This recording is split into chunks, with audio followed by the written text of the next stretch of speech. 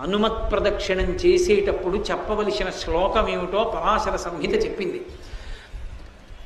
ఆయన దగ్గరికి వెళ్ళినప్పుడు ఆంజనేయం మహావీరం బ్రహ్మ విష్ణు శివాత్మకం తరుణార్క ప్రభం శాంతం ఆంజనేయం నమామ్యహం అంటూ తిరగాలి. పరమ మౌనంతో ఆ శ్లోకం ఒక్కటి చదువుకుంటూ గర్భిణీ స్త్రీ ఎలా తిరుగుతుందో అలా తిరగాలి. కనీసంలో కనీసం హనుమ జయంతి నాడు 3 మాటలు తిరగాలి. కనీస ధర్మం 3 మాటలు తిరగాలి. 3 మాటలు తిరిగేటప్పుడు ప్రతిసారి తిరిగి వచ్చి ఒక చోట ఆగి శ్లోకం చెప్పి మళ్ళీ తిరగాలి ప్రదక్షిణంగా.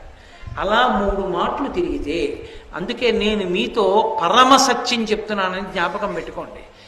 ఎంత ఉద్వేగభరితమైన పరిస్థితుల్లో ఎంత కష్టంలో ఉండనివ్వండి, హనుమత్ ప్రదక్షిణాలు చేస్తే మనస్సుకి శాంతి కలుగుతుంది.